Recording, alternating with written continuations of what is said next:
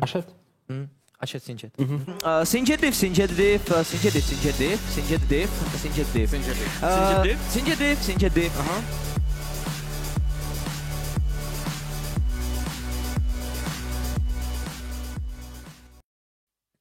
My jsme se na ty jména dívali a opravdu nic z těch hráčů, nevím, jestli tam někdo možná, o kom jsme jako slyšeli, ale přímo jestli bychom jako mohli někoho vytipovat, že by pro nás byl jako standout hráč.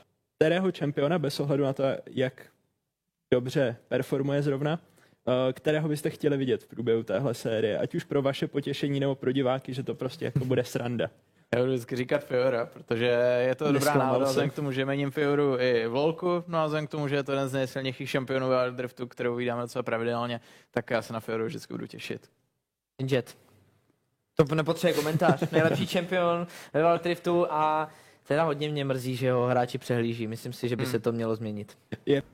A my pánové, jdeme na to Experiment Gaming proti Bangers. První hra té BO3, kdy já jsem jako už zaprvé jako vyděšený jenom z těch jmen jednotlivých hráčů, co se týče jako, že je tam i uvedený Asht, který v té sestavě nebyl, takže já jako typu, že to bude nějaký půjčený účet, s tím, že Asht je hráč, anebo se přejmenoval z Ashda, ale Asht je velmi známý Sinjet hráč, jo, což je jako zajímavý faktor. Uvidíme. Je velice oblíbená, protože to nejspíš samozřejmě bude Jungle Camille, ale v tuhle chvilku pořád je to Asht? To musí být Asht? A je tam hovor na to Sinjeda a Davkony se tady nejspíš raduje. To je to tam, dámy a pánové, je to doma, s tím, že v tom případě teda za Experiment Gaming nastupuje opravdu Asht. Tak Davka má narozeniny dneska asi druhý. Jako za prvé, ale za druhé, jako, no, já si to potom ještě samozřejmě objasním, aby tam nepřišla nějaká diskvalifikace, třeba jako, že borci dotáhli Ashda, jakože, hej, tak pojď nám zahrát toho Sinjera a Davkony, bude mít radost, víš co, nevím co takovýho. Ne, myslím si, že snad ne. Na druhé straně odpověď na, že by, Tome, sleduj, Tome, jasný, no podívej, no podívej se na to. Tohle je naše hra i s tím, že já mám natypovaný experimenty, ty máš natypovaný Bangers. Úžasně, no. Tohle je veliká parádička. S tím, že ale teď se pojďme vrátit už. Jestli mě tahle hra něco naučila, tak je, že už se vás nikdy nezeptám na to, co byste piknuli za čempiony, protože hráči vás očividně poslouchali. My si to můžeme mrknout na ty nejlepší a... Absolutně přesvědčivě. 2-0, to je prostě paráda, tohle strašně rádi vidíme. No a Experiment Gaming najednou, největší favorité. Z ničeho nic? Tak překvapil nás opět Ashet a jeho pick Evelyn na top. Protože my jsme na to oba koukali, říkali jsme, tak moment, naposled, když jsme se koukali do tabulek, tak jsme tohohle čempiona viděli někde jinde, ale je možný, že samozřejmě náš pohled na věc trochu ovlivnilo klasický LoLko. Nicméně byl to z jeho strany nějaký jako překvapivější pick? No já si myslím, že u Ashda právě on v půlu má, a že to byla taky součást dokonce i banu jednou na nějakým turnaji. Já jsem viděl, že proti němu byl banovaný Sinjet, Evelyn, jestli nepletu Fizz. Flashback. Na straně Ironic Outlaws přichází se zajímavými věcmi, kromě toho Yasua, je tam i hover na Evelyn a je to tak, takže uvidíme do jungle pro J, nejspíš Evelyn. No, Evelyn. Jakože by to swapovali ještě s tím Yasuem, že bychom tam na top. End of flashback. Ale ten možná nebyl přesně proti němu, ale teoreticky by ho možná ještě taky vzal zahrát na topu, takže si myslím, že on skutečně má rád tyhle AP top lanery a že to bylo něco promyšleného. A ten Fizz jde do banu opět a proti tentokrát druhému týmu, proti Inside Games, proti Ashdovi to bude zase Sinjet, bude tam i ta Evelyn teď banovaná, no a ještě k tomu Korky proti Xemberoxovi, takže jde vidět, že skutečně Ashe tu Evelyn má v repertoáru. No. Dobrý výkon v tom posledním teamfightu od obou solo lanerů, protože jak ten Korky, tak Sinjet tam udělali extrémně velké množství práce. Ta výkon Connecting Esports vůbec nevyšla.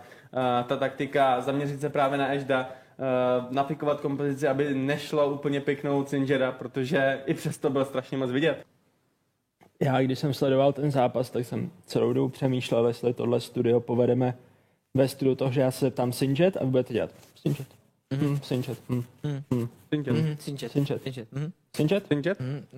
Sinjet. Ashet. Ashet Sinjet. Ne, jako, máš pravdu, hele, já nechápu, proč prostě se týmy nepoučí, ale my to vídáme fakt jako často, mimochodem, jo, viděli jsme to i včera, vidíme to i dneska, prostě Sinjeta proti Ashdovi musíš brát i s touhle kompozicí, kdy tam na něj je hrozně moc odpovědí, kdy tam je na něj Lee Sin Kick, je tam Explosive Cask, Je tam Ahri, která by měla vždycky utéct, Varus, který by se prostě měl ubránit Singerovi na papíře, tak Singer prostě tam jednou dobře naběhne.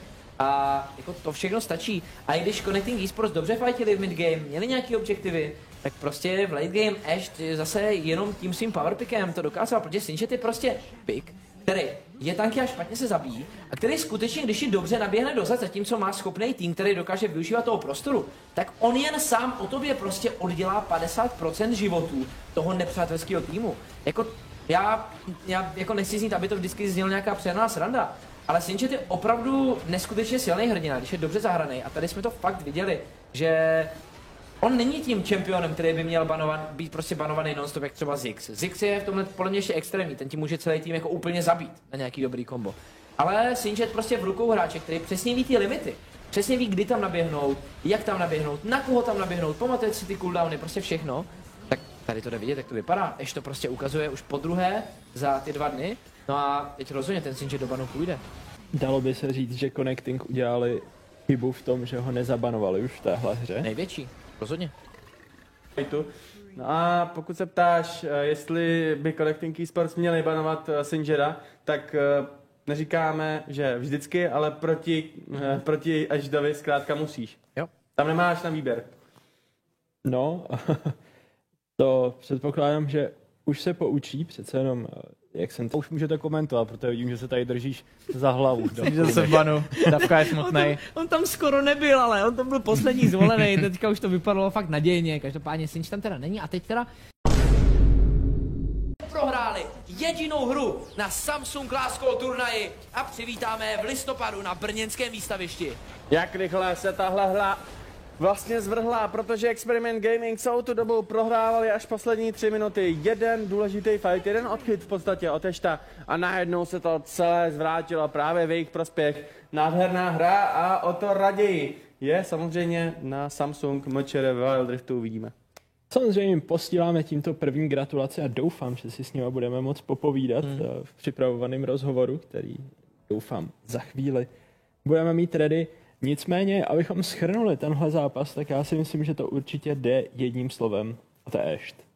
Určitě, samozřejmě je to ta hlavní hvězda, která celkově otočila naše předpoklady vůči Experiment Gaming a absolutně je potvrdil. Jako parádní hry, solo dominance a hlavně ty playe, který prostě ty hry otáčely. Jako v téhle hře, v té poslední, ten double kill před Baronem, to byl play, který vyhrál hru, skutečně. V minulé hře ten Singed náběh do backlane, to byl play, který vyhrál hru, takže jako za mě parádní výkon. Já jsem hrozně rád, že na tom Lásku můžeme sledovat takovýhle hráče, kteří jsou v takovéhle formě a budu se na Experiment Gaming teda zatraceně těšit na MČR, protože si myslím, že tenhle tým, pokud zůstane ve stejné sestavě, může být za mě jako brutálně zajímavý. A rozhodně za mě teďka podle těch aspoň výkonů, co jsem v poslední době viděl, tak ta top 4 pro Experiment Gaming, klidně bych ho tam zařadil. Já to vidím asi dost podobně. V podstatě oba dva týmy hráli extrémně dobře, dovolím si tvrdit, takže rozhodovali ty nejmenší chybky, nebo naopak, jak tady už Hypovan dobře řekl, spíš to, kdy někdo z těch hráčů hodně vyčníval, takže i díky tomu se Experiment Gaming už hřejí ve finále Samsung Last Call turnaje a i už můžou vlastně rezervovat ten hotel, jak jsme tady říkali. Tak doufám, že se jim podaří sehnat nějaký poblíž výstaviště, protože to není tak jednoduchý, jak se zdá. Na vás Big One fáze tady našeho prvního finálka, takže já čekám něco divokýho, něco zábavného a nečekám Singeda, tak jsem trošku smutný. Je to tak, Singed v banu, dokonce Evelyn v banu, takže Ashe tady bude konečně donucen do nějakého jiného piku, takže jsem zvědav na jeho výkon a na to, co nám zase tady představí, protože toho má očividně v arzenálu víc. A ty knock-upy pro Yasuo, ať už samozřejmě Soraka? od Riven, tak i od Rakana. Soraka je luknutá, tak to je docela překvápko. Uníme i s kým vlastně půjde na botlane, protože Takže Xembrio, který hrál většinou tu pozici střelce, tak nyní bude hrát Yasuo a tím, jak se skládají hráči na té mapě, tak to vypadá, že bude poslán právě Soraka na bot a Soraka top lane. Tohle je tedy ta kompozice. Takže AP Soraka, jak to bude fungovat, to jsme opravdu zvědaví. Ale Asht už se tady ukázal, že opravdu pár těch pocket picků má, takže no, já jsem opravdu zvědav, co tohle Soraka předvede. Zvlášť proti Renektonovi. A jako Soraka tam bude házet banán za banánem proti Ryuovi. A Vašku si opravdu musíš, teda za tu Soraku si musíš dát extrémní pozor. Ale tady už nachází Konduma. Elegy to pravidelně vydáme o invaded enemy jungle a brát si kill Kondum ještě zvládne přežít, ale ten buff padl pro Elegio, ten teďka rovněž na málo životech, ještě flash jen Elegy. Nakonec ten first blood sebere, tohle bylo close, ale Connecting odchází s killem, zatímco na topu Soraka killuje Renektona. Yes, přesně to jsem chtěl vidět ve finále Samsung Last Callu. Jo, tak jako kdybych před hrou řekl, jo, tady ještě prostě může piknout cokoliv, on si tu toplinku bude vodit, tak bych fakt nečekal, že pikne Soraka a udělá tohle. Protože mu to vychází tím naprosto parádně, navíc King Team Sport, jsou pod palbou. To je nádhera, já si myslím, že tohle už nemůže být krásnější prostě. Jako, vidím to správně, a nebo jako na mě čeká nějaký velký překvapení a ještě změní ten smite, protože zatím to vypadá, že Eška půjde do jungle a vzhledem k tomu, že tady máme 0 na tom timeru, tak že by tomu opravdu tak bylo. Tohle bude opravdu exkluzivní divočina, už to jenom, že vidíš vlastně Zaju s Eškou v jednom týmu, tak to jako... Jo, no. Jako, Zoudy tam nešel, ale teďka možná bude v problémech. Slitování tady není, ještě na málo životech, ale už se do akce připojuje. Samozřejmě na jsou Katarinu Kondum ještě nějakým zázrakem přežil. Já jsem se děje, fajtíme v první minutě. First Blood si nakonec odnese Asht. A jo, jak jinak. Asht zvolil Ašku i podle svého jména, jak jinak, a bere se First Blood pro další kill za svou Ašku v džungli. Ještě již se dál a Zoru nemá kam jít. Připravuje se teďka svůj stun, který trefuje na Ashda. Počkej, z toho táčí zpátky, má málo životů, pracuje s tou vizí v tom keři, ale ještě jeden sheep. Asht bere další a jasný, Ashka v džungli, to je prostě S-tier pick, není jako diskuze. No,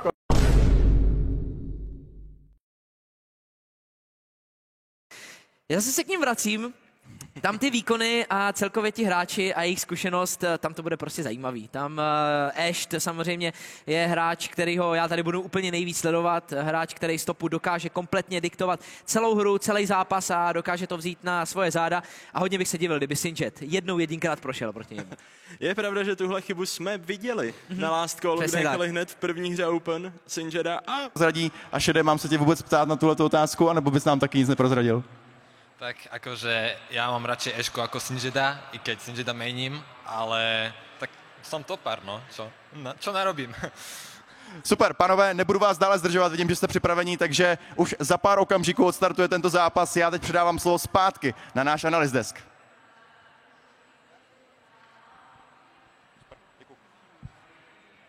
opravdu spoustu slov se tady řeklo o tom zápase.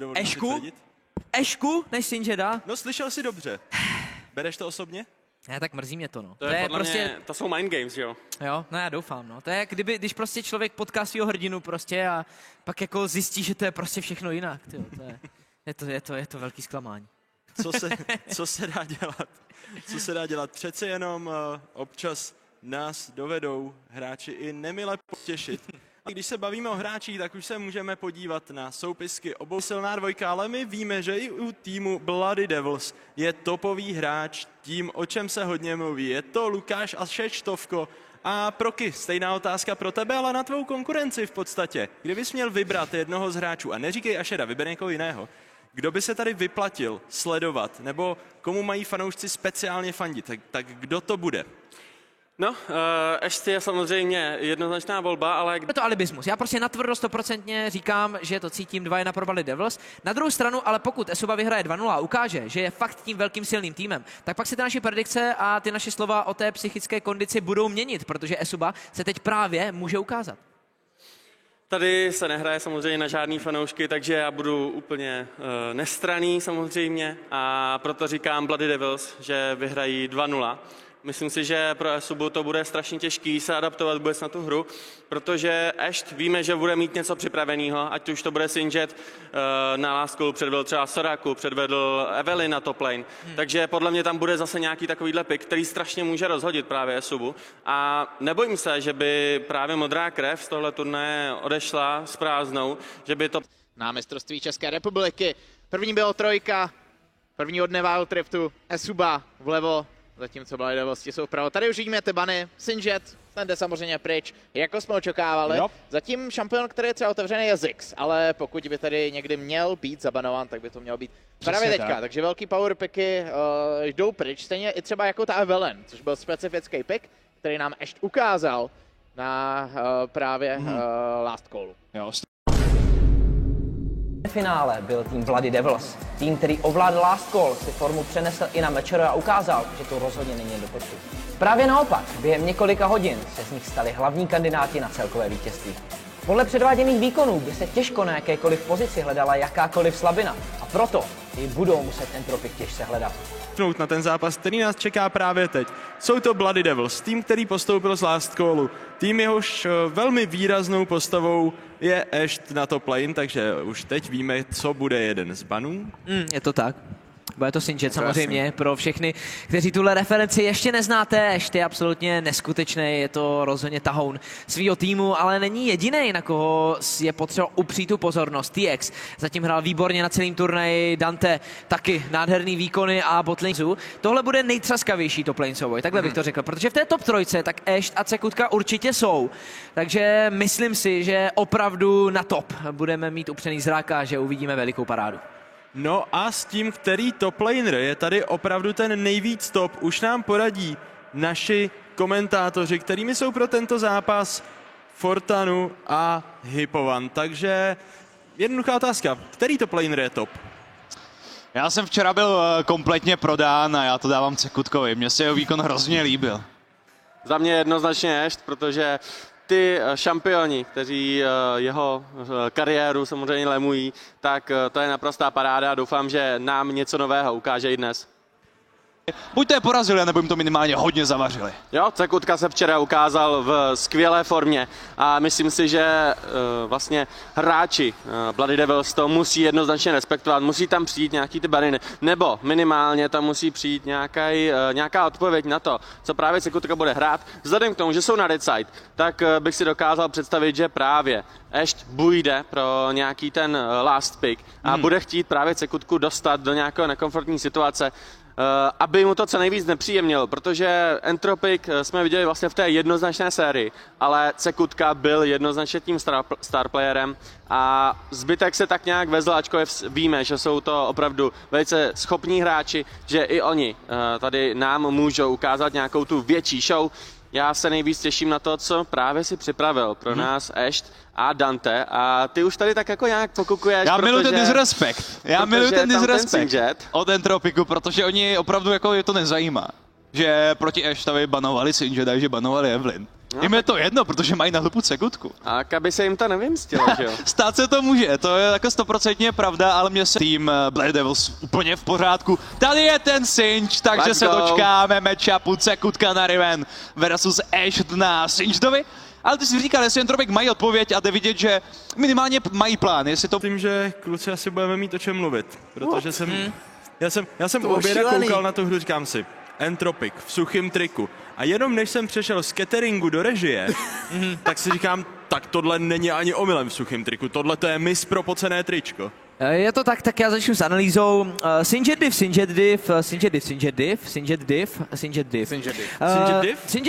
div. Hele, ne, jakoby tahle hra... Zkusit přechytračit svého soupeře v pickban fázi, něčím netradičním, a zabanovat Sinjeda hlavně. No jasně, ne, jako to se mi líbí, jo, ale je to i na Mečerovi, já jsem to říkal, jo, i na finále Mečery. Já jsem říkal, že na každém turnaji někdy tomu Ashdovi prostě toho Sinjera nechá a on vždycky vyhraje. Prostě vždycky.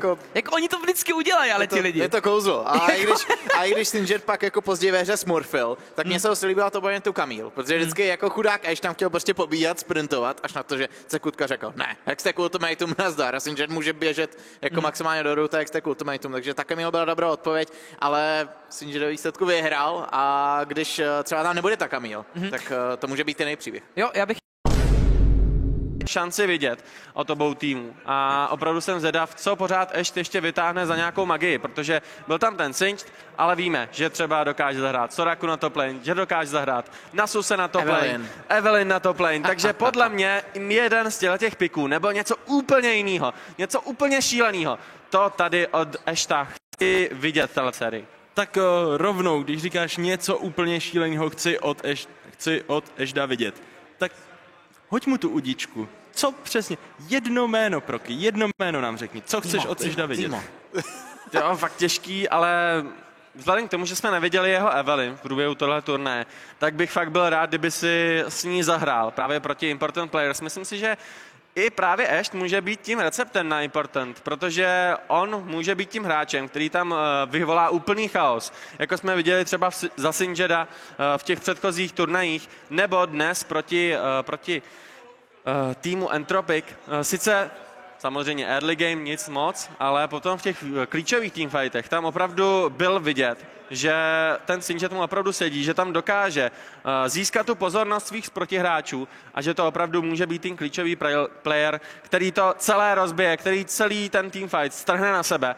A myslím si, že ta Evelyn je pro něj jako dělaná, takže já doufám, že tohleto bude ta udička, že nám vyslyší naše přání, že tam bude Singed, že tam bude nějaká ta Evelyn a že Asht bude tím starplayerem této série. No tak, promiň, pokud tě na stage slyší, tak možná už si tam píše někde do notýsku. Píše něco do notýsku, piknout Evelyn, udělat radost pro Kimu a Morče, my víme, že ty máš nejradši Fioru. Fioru bych si dal rád. To už jsme ale viděli včera. Trade na Important Players. Dobře. A Proky?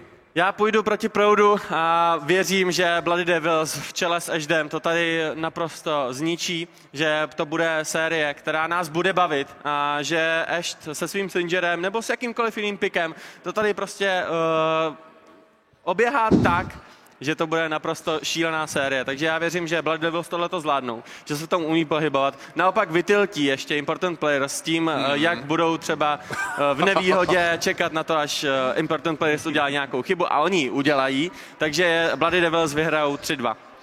No a já to uzavřu svou predikcí. Asi budu věřit Bloody Devils a o něco víc než ty. Já řeknu 3-1 pro ďáblíky. No, To bylo pěkně trapný, kdybychom se spletli. Pojďme teda na to, pojďme se upevnit v tom, jak chytří jsme. Je to tak, dámy a pánové, začínáme tuhle banovací fázi banem na Singeda. Já jsem to říkal, vždycky se na každém turnaji naší scéně stane, že jednou tým nechá Ashdovi Singeda a vždycky ten tým tu hru prohraje. I minulou sérii, tam byl Singed otevřený dvakrát, Asht si ho vzal jenom jednou. Tu hru samozřejmě vyhrál, po druhé ten Asht byl zase na možnosti vzít si Singeda, ale nevzal si ho, stejně tu hru vyhrál, takže tam je prostě ten Singed efekt, teďka je teda banovaný. Já teď veřejně vyzývám Important Players, aby nechali Ashdovi Singeda. Já myslím, že to by byl ten jako final boss fight. Na jedné straně Ziggs, který neprohrává, na druhé straně Asht, kterýho jsme neviděli prohrát na Singedovi. Nejlepší Singed na světě je Dunobu. To je prostě člověk, který vždycky najde ten úhel, vždycky najde ten odchyt a je to broken. Jak poznáš nejlepšího Singeda na světě od druhého nejlepšího Singeda na světě? Mělo to ranking, nějaký jakoby, možná dokonce oficiální ranking to jako má. Počet usmrděných kilometrů nebo? nevím, jo, ale bylo tam to první místo. Zatím totiž opravdu jde vidět, že zaprvé Asht bývá zbavený svýho půlu, což je teda problém pro Bloody Devils. Teď to vidíme podstatně. A medaile hráčům Bloody Devils, ještě jednou tedy velký potlesk pro tento tým, který se tedy stává druhým nejlepším týmem ve hře Wild Rift pro tento rok a pro toto mistrovství České republiky v mobilních hrách. Děkujeme za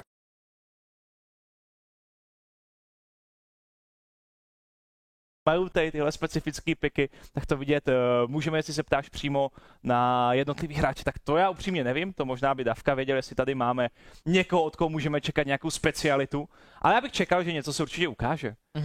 Spíš o jednoho takového nejspeciálnějšího hráče jsme přišli no. S týmem, co se nám právě bohužel sem nedostal, protože Ironic Outlaws tak vlastně ukončili potom spolupráci s tou svojí pěticí a nemají tady tu pětku, což byla vlastně druhá nejlepší pětka tady u nás.